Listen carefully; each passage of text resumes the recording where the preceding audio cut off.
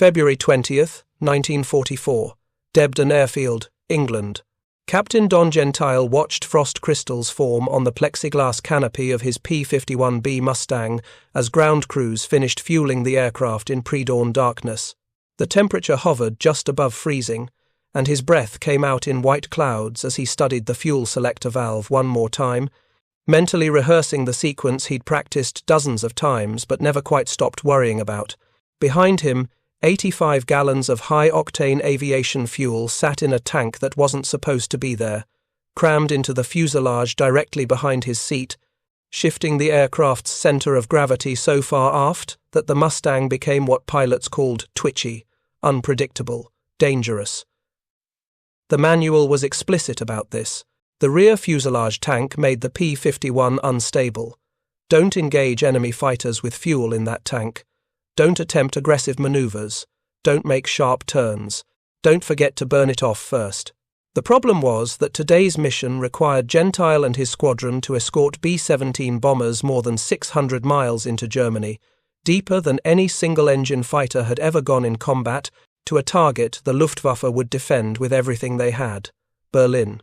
And the only way to reach Berlin and return was to carry every drop of fuel the Mustang could hold, including that unstable rear tank, plus 2 external drop tanks hanging under the wings, which meant that for the first 90 minutes of the flight, Gentile would be flying a fighter that handled like a pregnant whale over enemy territory, with German radar tracking every mile of their approach, and Luftwaffe controllers scrambling Messerschmitt 109s and Focke-Wulf 190s to intercept them.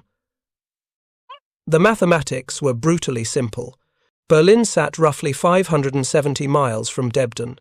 At cruise speed, with careful throttle management, the Mustang could make the round trip, barely, but only if pilots burned fuel, in precisely the right sequence. Use the rear fuselage tank first during takeoff and climb. Switch to drop tanks halfway to the target. Jettison the empty drops before combat. Fight on wing tanks. Return on whatever remained. One mistake in fuel management and you'd either tumble out of control during a dogfight with the center of gravity wrong, or you'd watch your engine quit 200 miles from home, leaving you the choice between bailing out over enemy territory or trying to glide to a crash landing in hostile countryside. Neither option appeared in the mission planning as acceptable outcomes. As the squadron's intelligence officer finished the morning briefing, the target photograph went up on the board. Bomber Command's target for the day was aircraft factories in the southern suburbs of Berlin, the factories where Germany built the fighters that were killing American bomber crews. The strategic logic was elegant. Destroy the factories, reduce German fighter production, save American lives. But the operational reality was messier. To destroy those factories, B-17 seconds would fly a straight course over Germany for nearly 5 hours, giving Luftwaffe controllers plenty of time to position fighters for interception. Previous deep penetration missions without adequate fighter escort had resulted in catastrophic losses. In October 1943, a raid on Schweinfurt had cost the 8th Air Force 60 bombers and 600 men in a single day. Such losses couldn't be sustained. If you're enjoying this deep dive into the story, hit the subscribe button and let us know in the comments from where in the world you are watching from today. The appearance of the P-51 Mustang in Europe represented the culmination of 3 years of desperate improvisation, failed experiments, and engineering compromises. The aircraft sitting on Debden's flight line that cold February morning hadn't been designed to reach Berlin. It had been designed in 1940 as a low-altitude tactical fighter for the Royal Air Force, powered by an Allison engine that worked well below 15,000 feet, but gasped for air at the altitudes where bomber escorts needed to operate. The transformation of the Mustang from a mediocre low-altitude aircraft into the war's premier long-range escort fighter required solving 2 fundamental problems. First, the engine. Second, the fuel. The engine problem was solved by the British, who experimented with installing Rolls-Royce Merlin engines in Mustang airframes and discovered that the Merlin's 2-stage supercharger gave the fighter exceptional high-altitude performance. By mid-1943, Packard Motor Company was producing Merlins under license in the United States, and P-51Bs with Packard Merlins were rolling off North American Aviation's assembly line. The fuel problem proved more complicated. Standard P-51Bs carried 184 gallons in wing tanks. With external drop tanks, range increased significantly, but still fell short of what escort duty required. The solution was to add an internal fuselage tank holding an additional 85 gallons. Simple in theory. Difficult in execution, because adding 85 gallons of fuel behind the pilot moved the aircraft's center of gravity outside safe parameters. Think about holding a broomstick balanced horizontally on your finger. If the weight is distributed evenly, the stick balances easily. Add weight to one end, and the stick wants to tip. An aircraft works the same way. The center of gravity, the point where all the aircraft's weight balances, needs to stay within a narrow range for the aircraft to be controllable. Add 85 gallons of fuel to the rear fuselage, that's about 600 pounds, and the center of gravity shifts aft. The aircraft becomes tail-heavy. The nose wants to pitch up, control responses become exaggerated. What had been a stable, predictable fighter transformed into something pilots described as nervous. North American Aviation's engineers knew this would happen. They calculated that with a full rear fuselage tank, the P-51's center of gravity would be at the very edge of acceptable limits. They issued warnings, technical bulletins, training guidance. Use the rear tank first. Burn off that fuel before entering combat. Never, under any circumstances, attempt aggressive maneuvers with the rear tank full. Some pilots didn't read the warnings carefully enough. The results were predictable and tragic. Several P-51 seconds crashed during training when pilots attempted rolls or tight turns with full rear tanks. The aircraft snapped into uncontrollable spins. Horizontal stabilizers, the small wings at the tail that control pitch, experienced loads they weren't designed to handle. Some broke off entirely. Pilots died because they forgot about fuel management.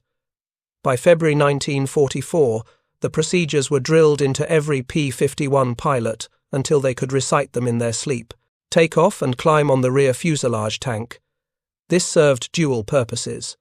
First, it burned off the problematic fuel early in the mission.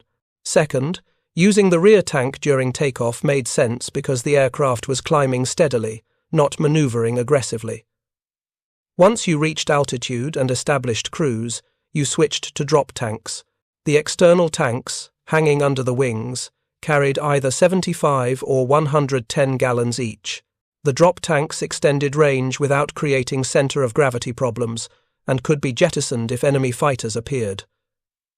This was the critical adaptation. Earlier in the war, drop tanks had been seen primarily as ferry tanks, used to move aircraft long distances, but not in combat. The P-51 program turned drop tanks into tactical weapons. Pilots would fly deep into Germany with drop tanks attached, maximizing range, then drop them the moment combat began, instantly restoring the aircraft's clean aerodynamic profile and full maneuverability. It was elegant, it was necessary, and it required pilots to constantly monitor their fuel state, calculating exactly when to switch tanks, when to drop externals, when to turn for home. The navigational challenge was equally demanding. 600 miles to Berlin meant flying over enemy territory for more than 2 hours, without reliable radio navigation aids, with unpredictable weather, over a landscape where a 10-degree error in heading could leave you lost with insufficient fuel to search for your base. Formation leaders used dead reckoning, compass headings adjusted for wind, and careful time calculations. They studied maps until they could recognize terrain features from 30,000 feet. Rivers, cities, railroad junctions, anything that could confirm position. Getting lost wasn't just inconvenient, it was fatal. Run out of fuel over enemy territory and you had 3 options. Bail out and become a prisoner of war. Crash land and hope to survive, then become a prisoner of war. Or try to make it to friendly territory and crash land there instead. None of these options were popular, so navigation needed to be perfect, or close enough to perfect that you could find your way home. The mission briefing on February 20th covered all of this in methodical detail. Takeoff time, climb schedule, rendezvous point with the bombers, course to target, expected Luftwaffe opposition, weather forecast, emergency procedures, expected duration, 4 hours 40 minutes, fuel requirements, critical minimums, point of no return, the position beyond which you couldn't turn back with sufficient fuel reserves. Captain Gentile absorbed it all, made notes on his kneeboard card, and tried not to think about the statistical reality that flying deep penetration escort missions over Germany was one of the most dangerous jobs in a war that had no shortage of dangerous jobs. The 8th Air Force was losing aircraft and crews at rates that would have been considered catastrophic in any previous conflict. But the strategic bombing campaign continued because the alternative, allowing Germany to produce weapons and supplies without interference, was worse. The bomber crews knew it. The fighter pilots knew it. They flew anyway. As dawn broke over Debden, the P-51 seconds began starting engines. The Packard Merlins coughed, caught, and settled into a smooth roar that echoed across the airfield. Ground crews pulled chocks. Pilots checked instruments, tested control surfaces, verified radio communication, everything by checklist, everything by procedure. Because combat flying was complicated enough without adding preventable mechanical failures to the list of things trying to kill you. Gentile taxied into position, advanced throttle, and felt the Mustang accelerate down the runway. The tail came up, the aircraft lifted off.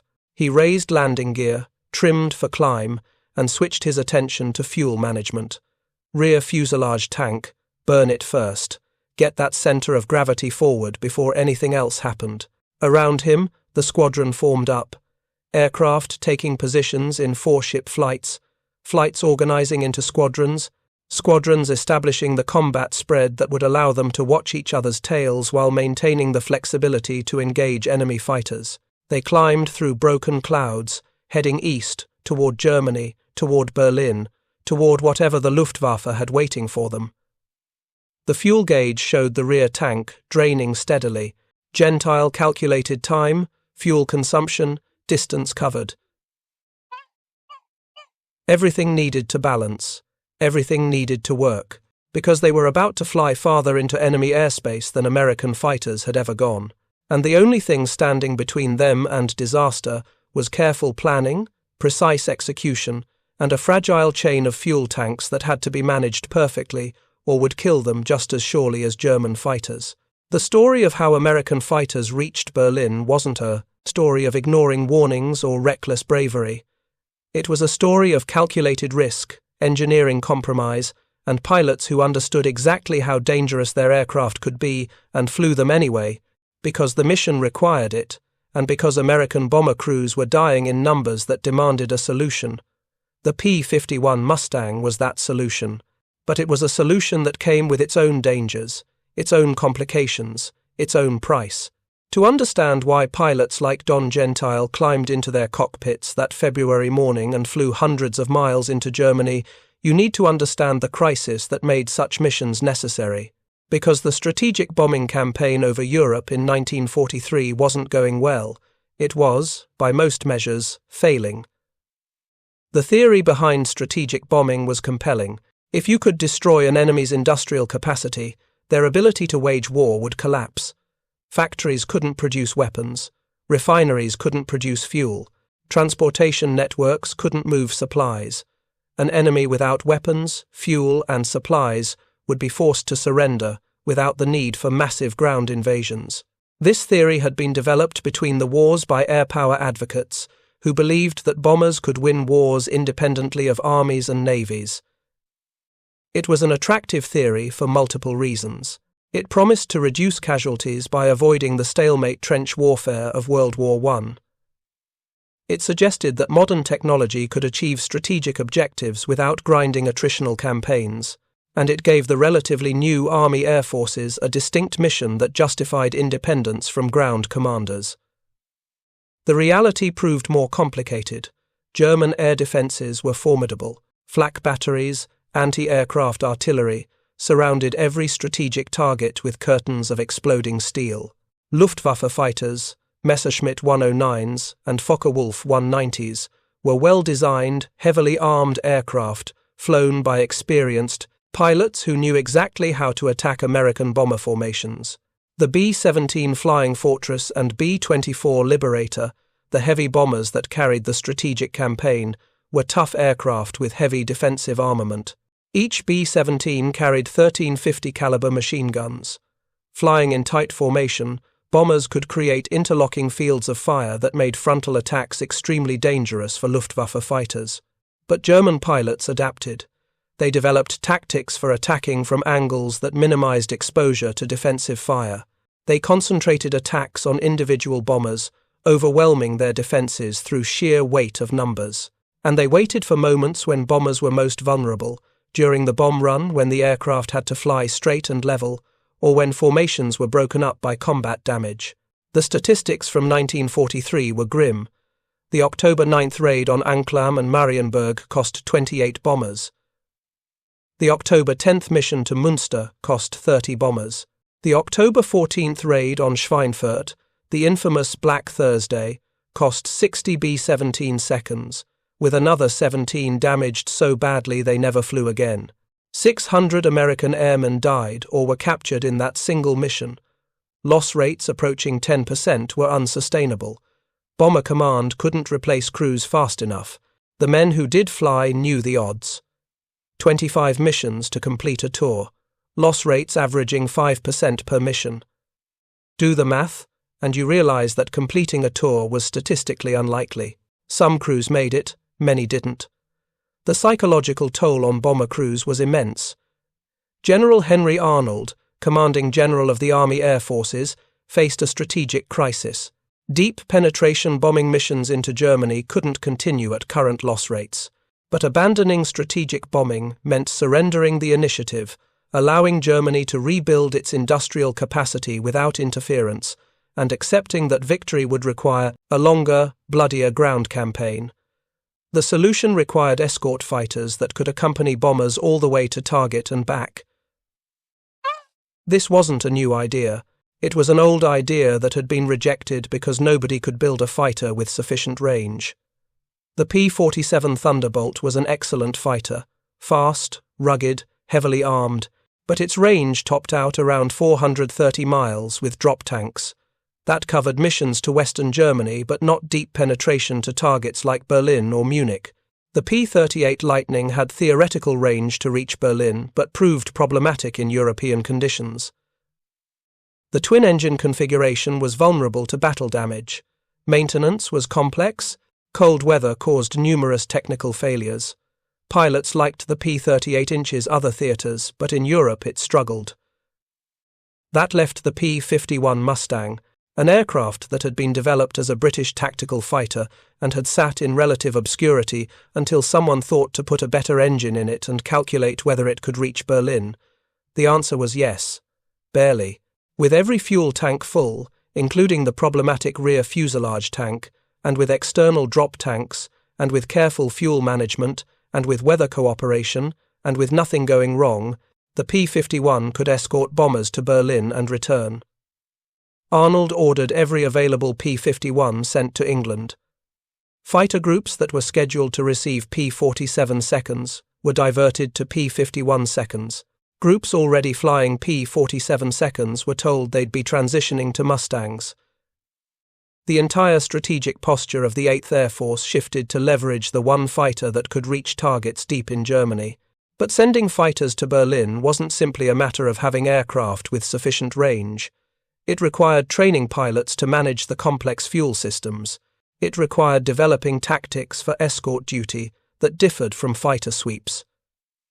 It required coordination between bomber and fighter formations so that rendezvous occurred at the right time and place. It required weather reconnaissance so missions could be scrubbed if conditions made navigation impossible. Every piece had to work, or the mission failed. The pilots who would fly these missions understood what was being asked of them. They understood that the rear fuselage tank made their aircraft dangerous during the most vulnerable phase of the mission, when they were deepest in enemy territory with the highest probability of encountering Luftwaffe fighters. They understood that fuel management wasn't optional or suggested procedure but absolute requirement. One mistake, and you died. Not might die. Would die. Captain Don Gentile, leading his flight toward Germany on the morning of February 20th, represented the kind of pilot the 8th Air Force needed for this mission. Experienced, careful, aggressive when aggression was warranted but never reckless. He'd been flying combat missions since the summer of 1943. He'd learned how to manage the Mustang's fuel system through repetition until it became automatic. Check gauges, calculate consumption, switch tanks at the right moment, monitor engine instruments for any sign of fuel starvation or contamination. Never assume everything was working correctly. Always verify. The flight climbed through 20,000 feet. Outside temperature dropped to 30 degrees below 0 Fahrenheit. Gentile's electrically heated flight suit kept him warm enough to function, but cold enough to stay alert. Comfort wasn't the goal. The goal was maintaining awareness of everything happening around you, inside the cockpit and outside, because combat at altitude happened fast, and pilots who lost situational awareness didn't survive long. At 25,000 feet, the formation leveled off and established cruise power settings. Gentile glanced at his fuel gauges. Rear fuselage tank nearly empty. Good. He'd burned through that problematic fuel during the climb. Now the center of gravity was back, within normal range. The Mustang felt stable again, responsive without being twitchy. He switched the fuel selector to the left drop tank and felt the engine continue running smoothly. No interruption, no hesitation. The external tanks were feeding properly. Below, through broken clouds, he could see the English Channel. Then the coast of France appeared, a thin brown line against grey water. They crossed the coast heading east. Enemy territory now. German radar would be tracking them. Somewhere below, controllers were calculating their course, speed, altitude, and vectoring Luftwaffe fighters to intercept positions. The game had begun. The radio crackled with position reports from other flights. Bombers were on course, approaching their rendezvous point. Weather was cooperating, visibility better than forecast. Everything proceeding according to plan, which meant stay alert, because the moment everything seemed easy was when things went wrong.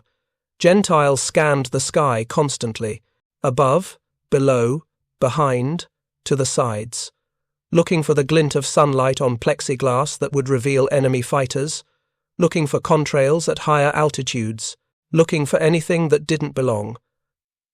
Other pilots in his flight were doing the same, 4 pairs of eyes watching 4 quadrants of sky. Mutual support, the only way to survive in a war where death approached at 300 miles per hour and you might have 3 seconds to react.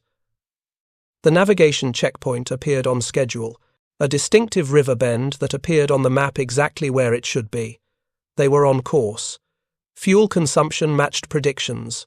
The drop tanks were draining steadily. In another 30 minutes, they'd be halfway to Berlin. In another 45 minutes, they'd drop the external tanks and continue on internal fuel. Every mile deeper into Germany increased the risk, but also brought them closer to the rendezvous with the bombers, because that was the mission.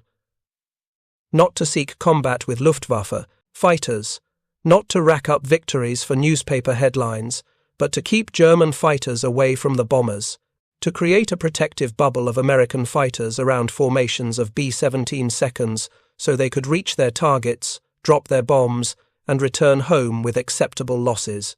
Every bomber that survived was 10 men who lived to fly another mission. Every bomber that went down was 10 men who died or spent the rest of the war in POW camps. The stakes were that simple and that brutal. The rendezvous occurred 30 miles west of the German border. Gentile's squadron spotted the bomber stream first, a dark line of aircraft stretching across the sky at 23,000 feet, dozens of B-17 seconds flying in tight combat box formations. Each box contained 18 bombers arranged in staggered altitudes, designed so that every bomber could bring its guns to bear on attacking fighters without hitting friendly aircraft. Multiple boxes flew in trail, creating a stream of bombers that extended for miles.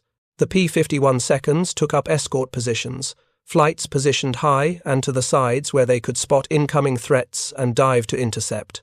This was the critical tactical innovation that General James Doolittle had implemented when he took command of the 8th Air Force in January 1944.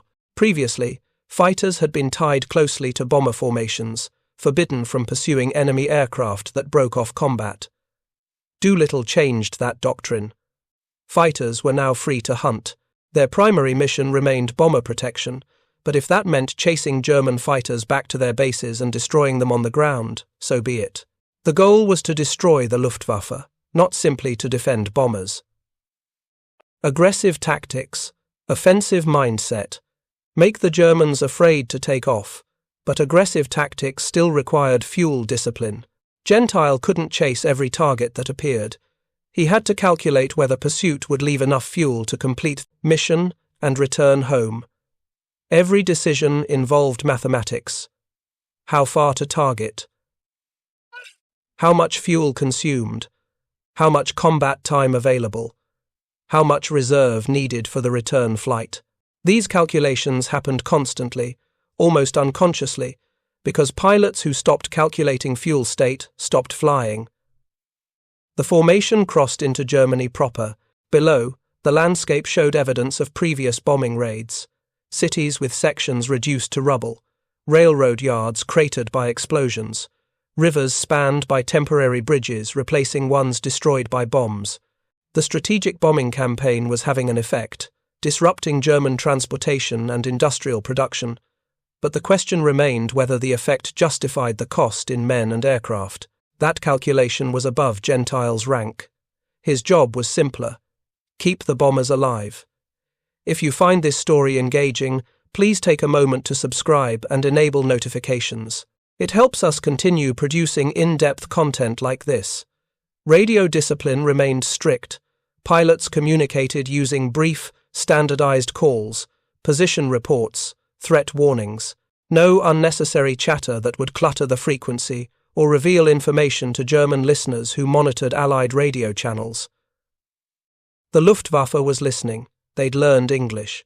They'd intercepted communications and decoded tactical procedures. Operational security wasn't paranoia, it was survival. At 10 o'clock high, contrails appeared. German fighters climbing to intercept altitude. Gentile keyed his microphone. Bandits, 10 o'clock high, 4,000 above. His flight leader acknowledged and adjusted formation, positioning to counter the threat. The tactical geometry was three-dimensional. The Germans had altitude advantage, which meant energy advantage.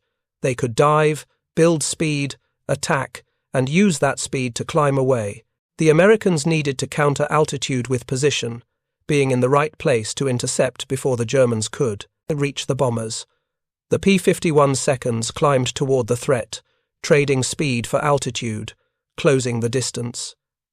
Gentile switched his fuel selector from drop tanks to internal wing tanks.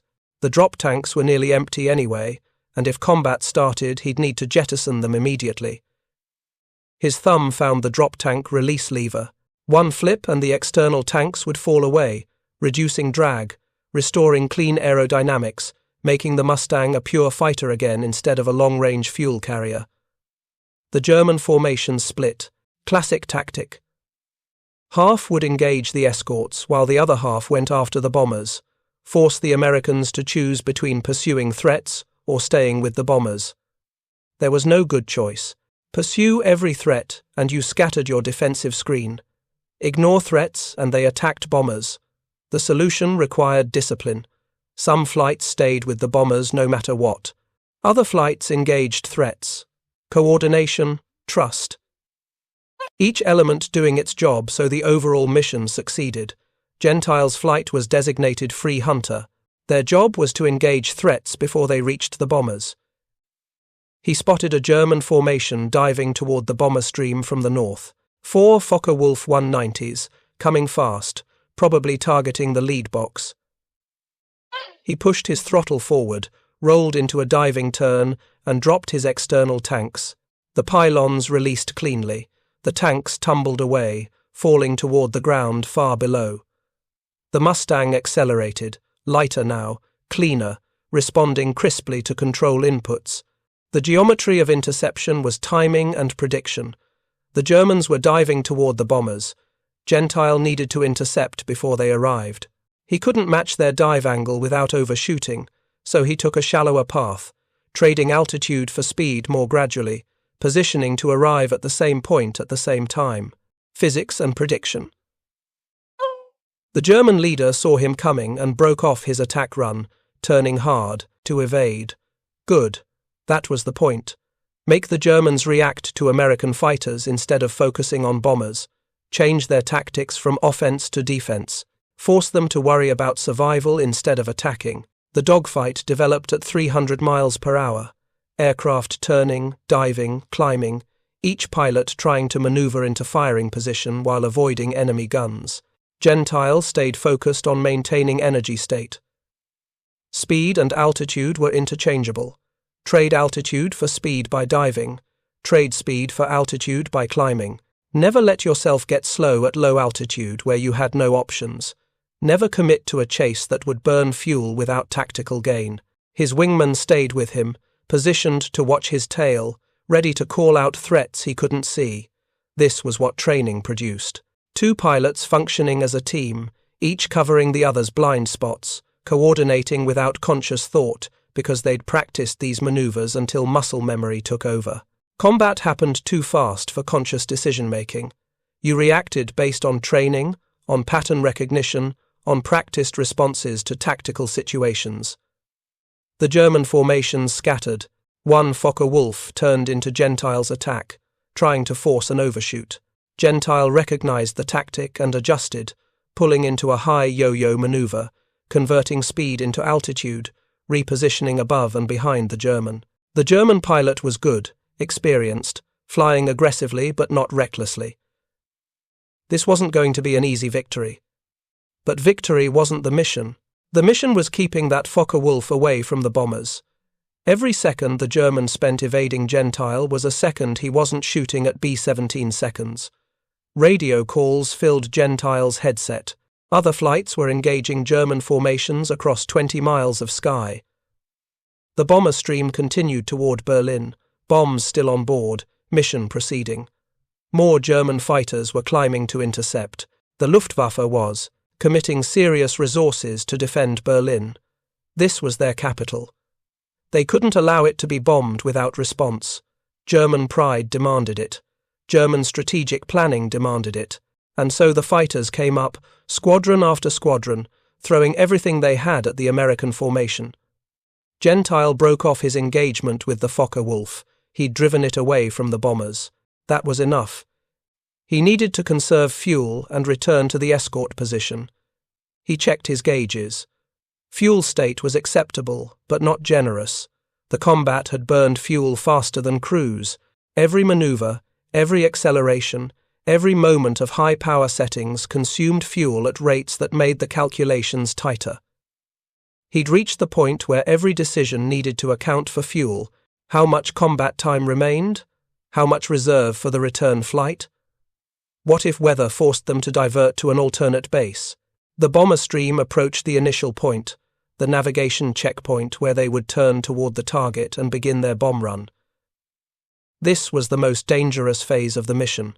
Bombers had to fly straight and level for several minutes, while bombardiers lined up their sights on the target. No evasive maneuvers, no deviations from course. German flak batteries knew this and concentrated their fire on the predictable flight path. Luftwaffe fighters knew this and coordinated attacks to hit bombers when they were most vulnerable. Gentile's squadron reformed, positioning high above the bomber stream, scanning constantly for threats. The sky around Berlin was dense with aircraft, bombers in formation, fighters climbing to attack, P-51 seconds engaging and disengaging, contrails everywhere, marking the three-dimensional battlefield. At 25,000 feet, the temperature was 50 degrees below zero. Any malfunction could be fatal.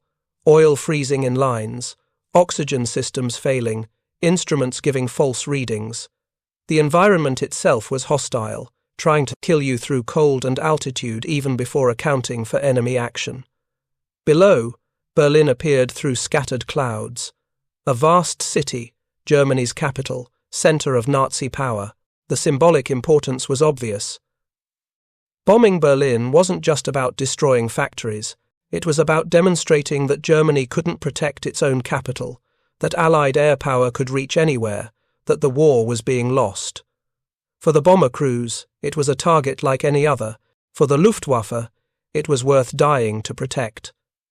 The psychological dimensions of aerial warfare were as important as the tactical dimensions.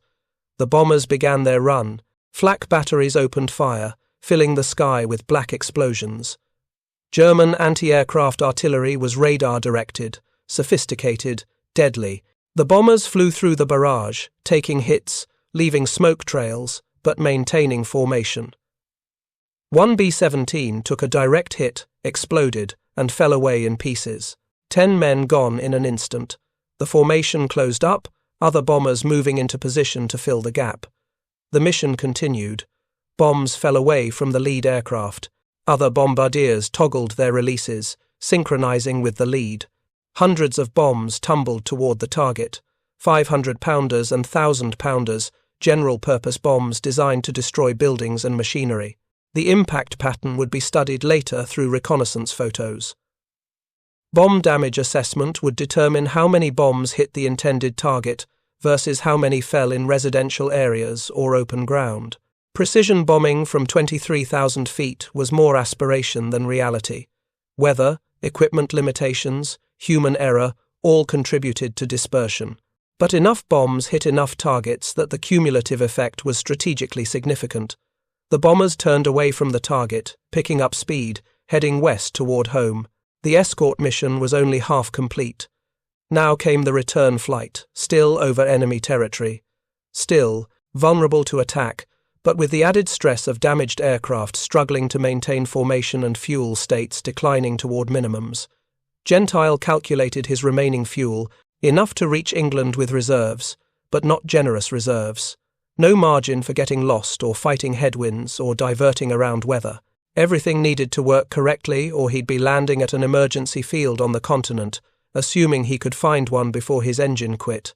The formation egressed Germany on a slightly different route than they'd used on the way in, standard practice to avoid predictable patterns.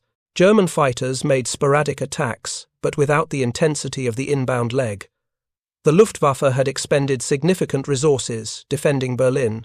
Their fighters were landing to refuel and rearm. Pilots were exhausted from combat. The momentum had shifted. The bombers had survived the target, and now distance was working in their favor. Every mile west was a mile closer to safety. Gentile's fuel gauges showed wing tanks draining steadily. He'd already burned the rear fuselage tank and dropped the externals. What remained was internal wing fuel and whatever reserve he'd been able to preserve through careful throttle management. The Packard Merlin was efficient at cruise settings, sipping fuel at rates that could keep the aircraft aloft for hours. But combat maneuvers, high-power settings, altitude changes, all of that burned fuel faster.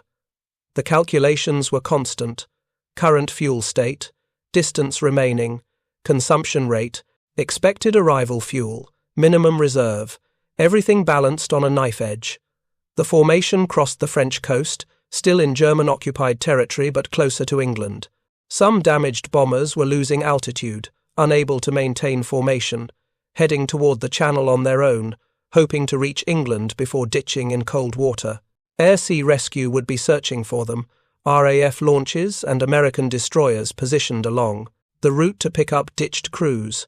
But ditching in February water was survivable for maybe 15 minutes before hypothermia killed you.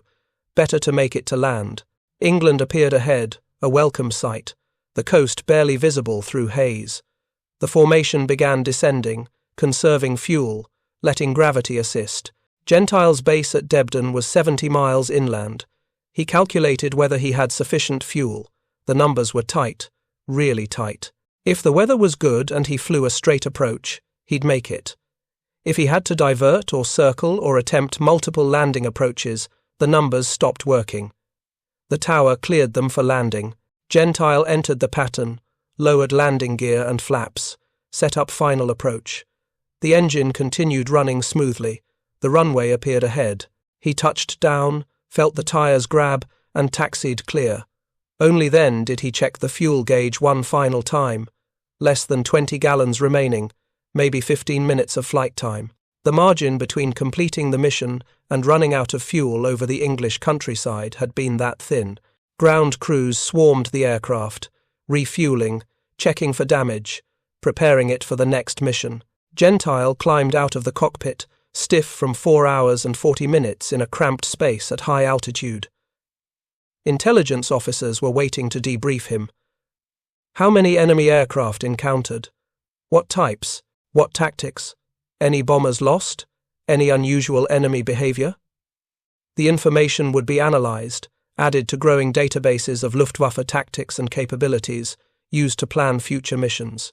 The mission had been a success by the metrics that mattered. The bombers had reached Berlin, dropped their bombs on target, and returned with acceptable losses. The Escort fighters had prevented catastrophic German attacks. American losses were roughly 3%, sustainable. Previous missions without adequate escort had lost 10% or more, unsustainable. The difference was the P-51 Mustang and the pilots who'd learned to manage its complex fuel systems well enough to reach Berlin and return. But the mission had also exposed the fragility of the entire operation. Everything had to work perfectly. Weather, navigation, fuel management, aircraft maintenance, coordination between bombers and fighters, a chain of dependencies where failure at any point could cascade into disaster. The fact that it worked at all was testament to careful planning, rigorous training, and pilots who understood that small mistakes had fatal consequences.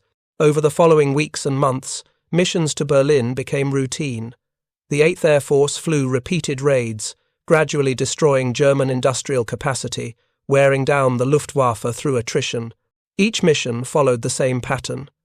Take-off with maximum fuel, careful burn through the rear fuselage tank, switch to drop tanks at cruise, drop the externals before combat, fight on wing tanks, return with minimal reserves. The procedures became automatic, practiced until they required no conscious thought, but the danger never became routine. Pilots continued to die because they mismanaged fuel or made tactical errors or simply encountered bad luck.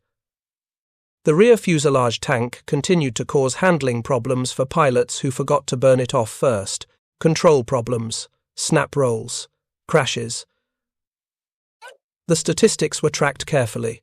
Training was modified to emphasize fuel management even more heavily. North American Aviation eventually added a dorsal fin to improve stability with the rear tank full, but that modification didn't appear until mid-1944, after hundreds of missions had already been flown. The strategic impact of long-range escort fighters reaching Berlin was difficult to quantify precisely, but undeniably significant. German fighter production was disrupted. Luftwaffe pilot losses increased as they were forced to engage American fighters that were better than their own at high altitude. German fuel supplies dwindled as Allied bombers struck refineries and synthetic fuel plants. The cumulative effect was collapse of German air defences by late 1944, allowing the Allies to achieve air superiority that enabled the Normandy invasion and the subsequent campaign across Western Europe. For individual pilots like Don Gentile, the war was measured in missions flown and survived. 25 missions completed a tour. Some men finished their tours and went home, others extended, flying 50 missions or more. Gentile flew until April 1944, when he was rotated back to the United States for a war-bombed tour. By then he was credited with 21 aerial victories and hundreds of hours escorting bombers over Germany. He survived the war, lived until 1951 when he died in a training accident, testing a jet fighter. Many of his contemporaries didn't survive that long. The skills that kept you alive in combat didn't always transfer to peacetime flying. The P-51 Mustang itself became legendary, recognized as perhaps the finest fighter aircraft of World War II. Its combination of range, performance, and reliability made it irreplaceable in the European theatre. Without the Mustang, the strategic bombing campaign might have been abandoned or postponed, delaying the war's end by months or years. With the Mustang, American bombers could strike anywhere in Germany, and German fighters couldn't stop them. That shift in strategic balance was decisive, but the Mustang's success rested on a foundation of compromises and calculated risks. The rear fuselage tank that extended range also created danger. The drop tanks that provided additional fuel were fragile and unreliable, sometimes failing to feed properly or refusing to release when jettisoned. The liquid-cooled engine was vulnerable to battle damage in ways that air-cooled radials weren't. Hit the coolant system, and you had minutes before the engine seized. Every advantage came with a corresponding vulnerability. Pilots learned to work around these vulnerabilities through training and experience. They learned fuel management sequences until they could execute them in their sleep. They learned to monitor engine instruments constantly, watching for early signs of cooling problems. They learned backup procedures for when primary systems failed. And they learned that flying deep penetration missions to Berlin wasn't about ignoring warnings or taking reckless chances. It was about understanding exactly what the warnings meant and managing risks carefully enough that you survived. The mathematics of fuel management on Berlin missions illustrate the precision required. A P-51D carried 184 gallons in wing tanks, 85 gallons in the rear fuselage tank, and typically two 110-gallon drop tanks, for a total of 489 gallons at takeoff. The Packard Merlin consumed roughly 50 gallons per hour at cruise settings, less at lower power, more during combat. Berlin missions took roughly 4 hours and 40 minutes total. That meant fuel consumption of approximately 235 gallons if nothing went wrong and you maintained cruise power throughout. But things always went wrong. Combat required high-power settings that doubled fuel consumption. Headwinds increased flight time. Weather forced altitude changes or route deviations. Every variable consumed fuel that hadn't been planned for. The reserve built into the calculations was real but small, maybe 30 minutes of flight time, enough to handle typical problems but not major emergencies. Pilots who experienced engine problems over Germany faced difficult choices. Bail out and become POWs. Try to reach neutral territory, attempt an emergency landing in occupied France or Belgium, and hope to evade capture. None of these options were appealing. Better to maintain the aircraft in perfect condition and manage fuel precisely. The tactical doctrine that evolved around P-51 escort missions emphasized flexibility within constraints. Fighters weren't chained to bomber formations. They could range ahead to sweep routes clear of German fighters. They could pursue fleeing enemies. They could strafe airfields and ground targets. But all of this freedom was constrained by fuel. Every tactical decision required calculating whether sufficient fuel remained to complete the primary mission and return home. This constraint shaped tactics in subtle ways. Fighters didn't pursue enemies indefinitely. They broke off when fuel calculations indicated it was time to return. They prioritized threats to the bombers over opportunities for personal victories. The German response to long-range American fighters was predictable but ultimately ineffective. They tried concentrating fighters at bases beyond P-51 range, but the Mustangs kept extending their reach. They tried attacking bombers during the brief periods when escorts were absent, but the Americans added more escort fighters and improved coordination. They tried developing faster fighters that could outrun Mustangs, but by the time jets like the Messerschmitt 262 appeared in late 1944, it was too late.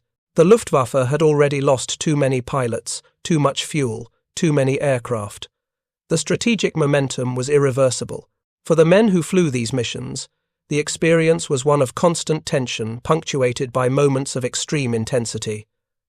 Hours of routine flight, interrupted by seconds of combat, where mistakes meant death, cold that penetrated every layer of clothing, altitude that made thinking slow and reactions delayed, noise from the engine that made communication difficult, vibration that caused instruments to blur, and always the awareness that you were hundreds of miles from safety, flying on carefully calculated fuel reserves, with an ocean of hostile territory between you and home. The psychological profile of successful P-51 pilots showed common characteristics: attention to detail, ability to maintain focus during long, monotonous flights, capacity to shift instantly from routine to crisis mode when threats appeared, comfort with calculated risk. These weren't necessarily the most aggressive pilots or the best marksmen. They were the pilots who understood that long-range escort required discipline more than dash, that the mission was getting home alive after protecting the bombers, not accumulating aerial victories. Training programs evolved to screen for these characteristics and develop them in new pilots. Flight training emphasized fuel management and navigation equally with combat tactics.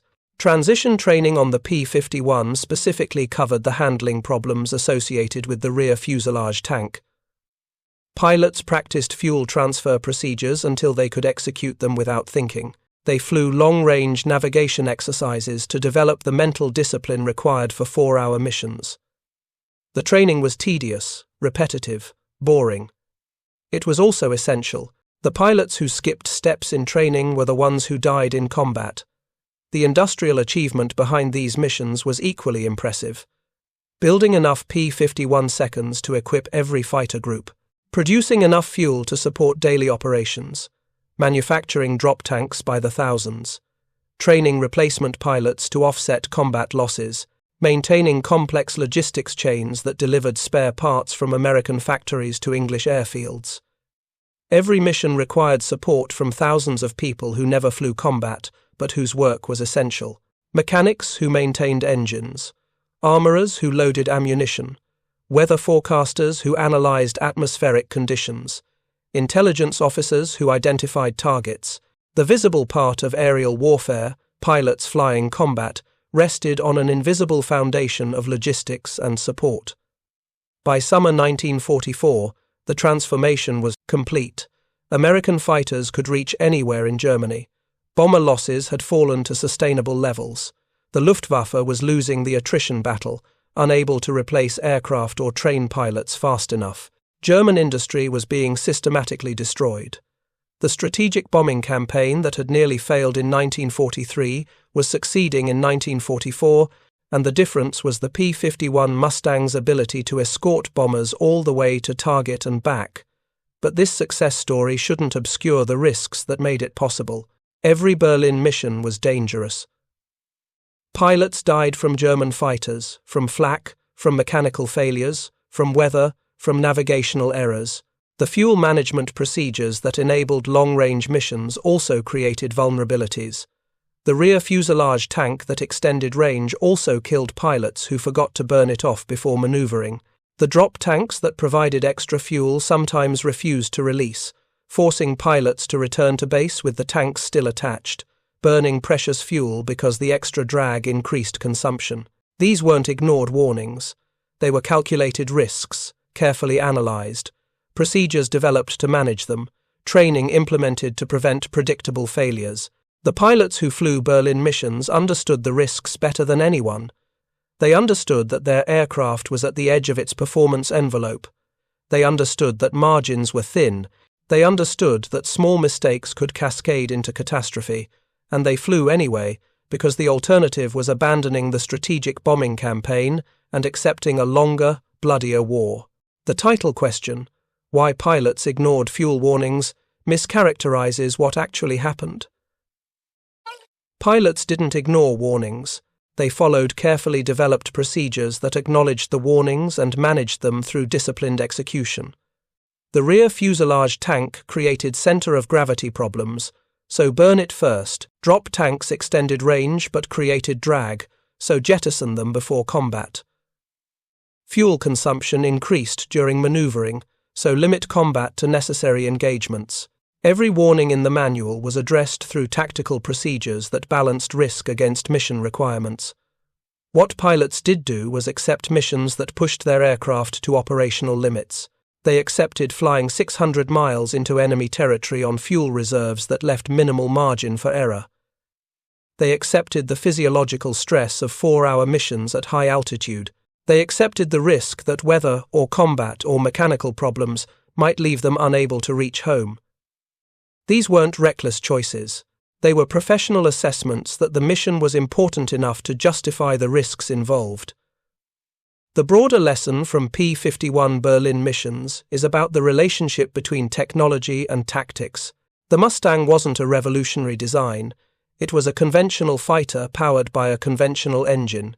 What made it revolutionary was the application of incremental improvements, the fuselage tank, the drop tanks, the careful fuel management procedures, that collectively pushed performance beyond what anyone thought possible. This pattern, incremental improvement enabling breakthrough capability, appeared repeatedly in World War II and remains relevant to contemporary military operations. The human dimension deserves emphasis as well. Technology enabled Berlin missions, but human skill made them successful. Pilots who mastered fuel management, navigators who found targets without GPS, mechanics who maintained complex aircraft under field conditions. The entire system depended on people executing precisely under conditions that allowed no margin for error. Modern military operations remain similarly dependent on human performance, despite technological advances that automate many functions. The fundamentals haven't changed. Missions succeed when people combine good equipment with excellent training and disciplined execution. Thank you for watching. For more detailed historical breakdowns, check out the other videos on your screen now, and don't forget to subscribe.